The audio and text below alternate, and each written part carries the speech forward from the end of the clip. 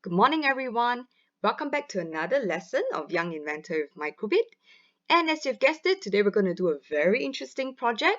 We're going to learn how to code the scissors, paper, stone game that we're all very familiar with on our Microbit.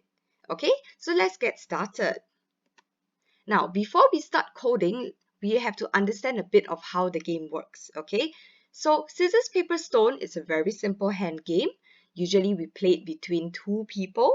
Alright, and each player is supposed to create one of three hand shapes at the same time. Okay, so you could either play a scissors, which is basically a peace sign that you make with your hand, sticking two fingers up. You can also do a paper, alright, which is basically a open flat palm. Or you can do a stone, which is a clenched fist. Okay, so all these are hand representations for the different objects. Okay, so which wins? Scissors definitely beats paper because scissors can be used to cut paper. Paper beats stone, alright, because you can use the paper to wrap the stone up. And it goes in a circle. Stone will beat the scissors because the stone, if you use it to hit the scissors really hard, you definitely can spoil it. Okay, so this is how we know who wins and who loses. Alright, so now that we have understood this, we're going to learn how to code for it. Okay, and today we're going to make these three scissors, paper, stone little icons or symbols on our microbit using LED lights, but we're also going to use some numbers to represent them. Okay, so when we're going to represent our pictures with numbers, there's a certain type of block you can use and a certain type you can't really use. Okay, so let's explore these two kinds of groups. Okay, the first kind of group for code blocks that we use to deal with numbers is the math category blocks. Okay, so for these math blocks, we only use them to deal with numbers, number operators like division, addition, subtraction, as well as the different math functions. Okay, so for microbit, if you want to represent your different hand symbols, okay, or in this case the LED lights with numbers, we would sort of have to represent it like this. Scissors equals 1, paper equals 2, stone equals 3.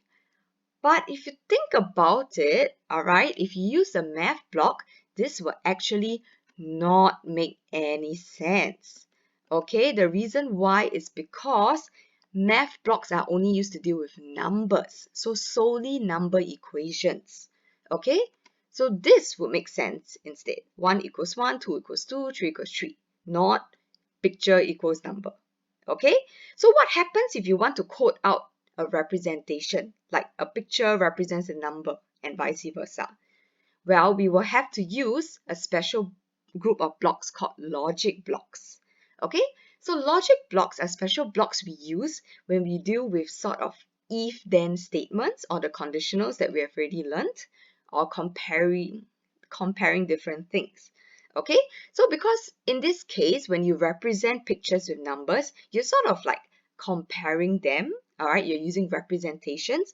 You are able to use the logic block to do this. So you can use the equal sign in your logic comparison.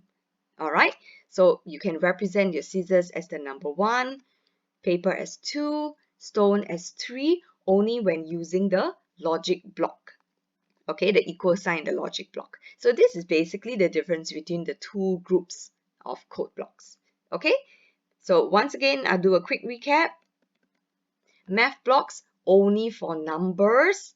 Logic block, well, you can use all kinds of things to represent.